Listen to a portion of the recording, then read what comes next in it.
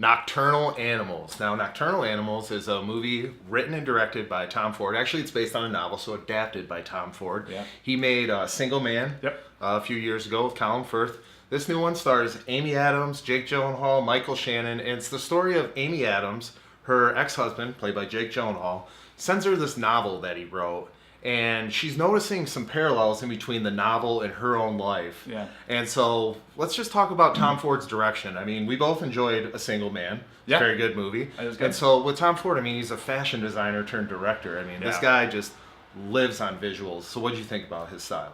I thought this was a very impressive movie when it comes to direction. I think that he conveyed his scenes very, very well, and I felt there for a lot of these scenes, including one scene that we'll get into more detail. But I think that Tom Ford has got it, and this is just, it's better than A Single Man in my opinion, and I think it shows him grow and advance as a filmmaker, and I can't wait to see what he does next. Yeah. I mean, it's 7 years in between two films here, but you can tell this guy takes the time because he cares, and he puts everything into every shot. This movie is just beautiful. I love the way that there's been kind of like a trendy thing as of late where these stories are kind of set in West Texas, like a desert wasteland kind no of Country look. for Romance sort of started the trend going a little Right. bit. And I just love the visual aesthetic of, West Texas, that area of the United States, the desert. And I think that it plays really well to this, especially, just this kind of story that takes place in the middle of nowhere, or the story within the story does. Yeah, and the isolation helps also push the story forward because you feel isolated out there. Like, you feel completely alone, just like Jake Gyllenhaal's character. Let's talk about the road scene.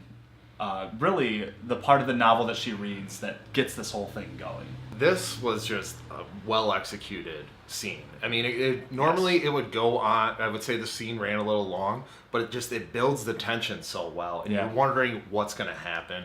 And the thing I love about a movie like this, where I'm walking in completely blind, like, I picked this out of a hat on HBO On Demand, which it is available now, and Nate watched it a few weeks ago on Amazon Prime. Yeah. So if you have either one of those services, you have instant access to this movie.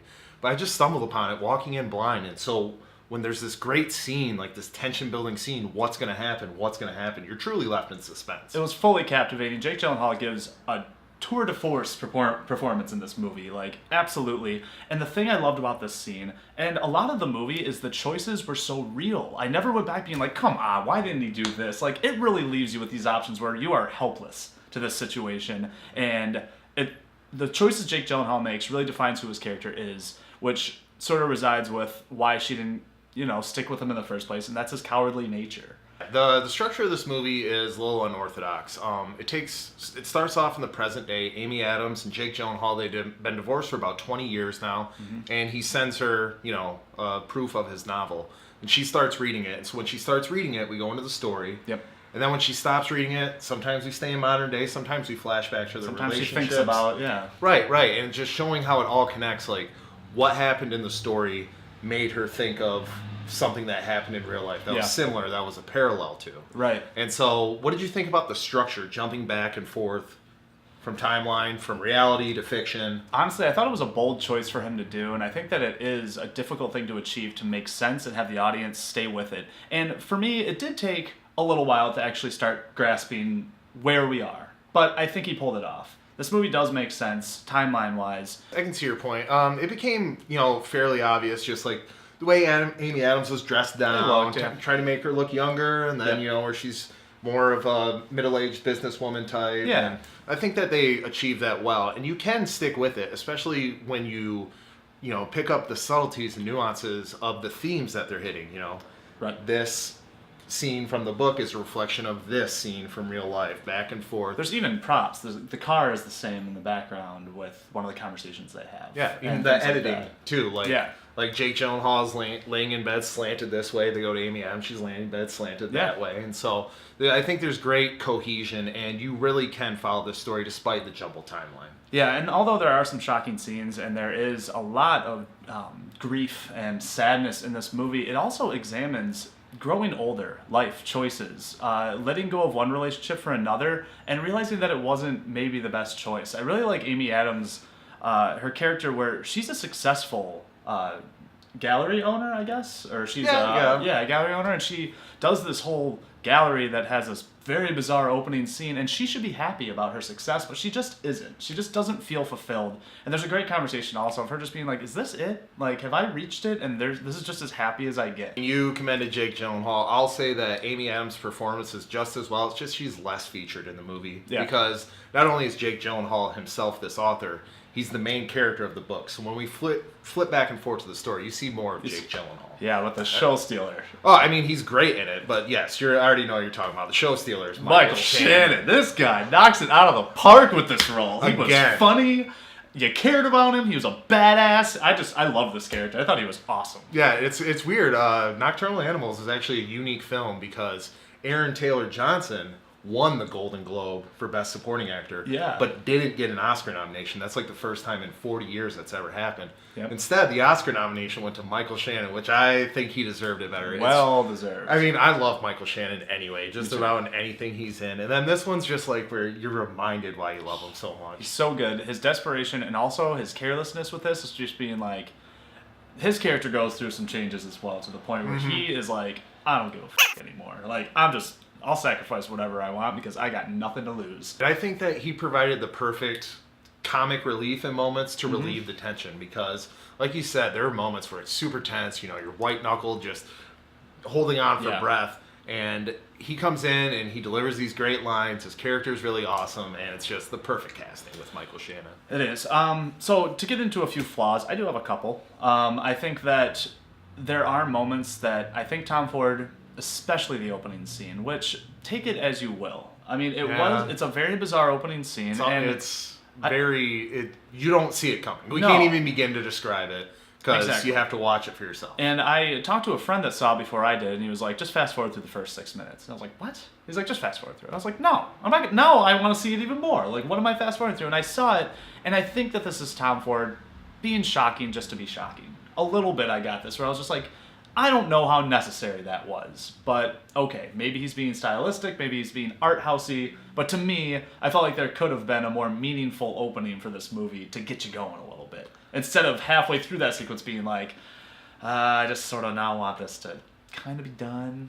I partially agree with you. I mean, yes, it is kind of off-putting, but I think it's effective. I think Tom Ford had purpose with that opening scene, and he executed it to fulfill its purpose. It was borderline mesmerizing after a while. Right, like a novel. Right. But it's one of those things though where yes, we're talking about it now, but that's still not like the most tension, just like like craziness that we've seen in this movie. So I think that's like setting the stage. Like, this is how that movie starts. You would never expect a movie to start that way. You don't know what to expect from this movie. Buffs. All right, and we both enjoyed Nocturnal Animals. Glad that we checked it out, even though the movie came out almost a year ago. Yeah. But why don't you go ahead and tell me how much you like it with the score?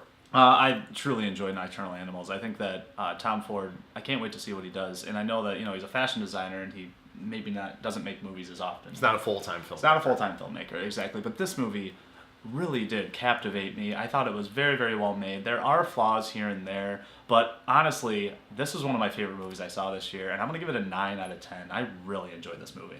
Wow, yeah, that's a pretty high score. Yeah. I also very much enjoyed this movie, and it's kind of one of these weird paradoxes where it's like, if a movie's trying to create tension and it doesn't succeed in it, I hate it because it didn't fulfill its purpose. But if it does create tension, I kind of hate it because it fills me up with a feeling that I don't want to feel. Yeah. But I do respect it when a film is able to do that. There are some minor flaws in here. There aren't really any pacing issues. I think that's what I love most about this movie. It's just clean throughout. Nothing's wasted and nothing is excessive. Right. So I'm going to give this one just a slightly lower score. I'm going to go 8.5 out of 10. I highly recommend Nocturnal Animals. Go and check it out. Like I said, it's on these streaming services, available for you to watch. Yeah. Give it a try. Totally worth it.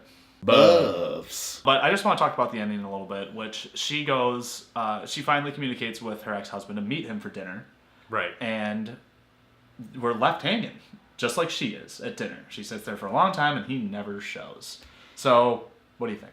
Well, Tom Ford said in an interview that scene was left vague and left up to interpretation of the viewer. Right. And the way I viewed it as he wrote this book as showing that he learned the lessons from the mistakes he made in his relationship with Amy Adams, you know? In real life, she considered him cowardly and weak, and in the book, his character is strong and brave. Yeah. And so, or at least becomes strong and brave. Right. Yeah. So I think it was kind of an attempt to make her fall back in love or feel for him again. Yeah. Because this, like you said yourself, this movie is very much an examination of like who you are now versus who you were 20 years ago, and what you wanted then versus what you wanted now. Yeah. And so I think that it brings up those emotions in her. You know, she has questions. What does she really want? Is this it? And so he makes her fall back in love, and then he kind of like crushes her back. Like, revenge is a prominent theme. There's a painting that says revenge in this movie. A little on the nose, but I agree, and I completely agree with your theory. That's what I think. Like, he finally is in the driver's seat of this relationship and being like, see, I am talented, I can do this, and you never believed in me, and now you don't get to have me. Like, that's what I thought it was as well. And then I heard a theory that he had cancer the whole time and died at the end before he could get to dinner with her, like the character of the sheriff.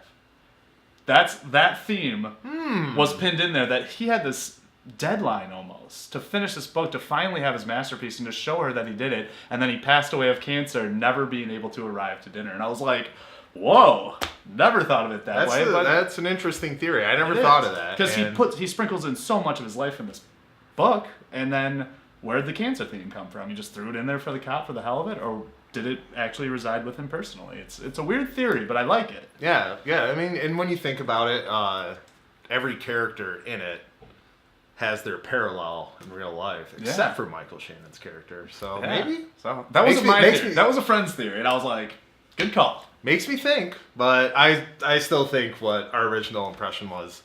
That's what I got out of it. That's what I got out of it as well. Buffs. All right, so that's it for our review of Nocturnal Animals. What'd you guys think of the movie? What'd you think of the performances? Why don't you leave a comment down below, and don't forget to like, share, and subscribe. We appreciate all the support at Cinema Buffs. That's right. All through the month of September, we're going to be reviewing movies that are available on streaming services such as Amazon, Netflix, HBO, and more. So check those out. Yeah, because even though there's no place like the theater, there's also no place like home.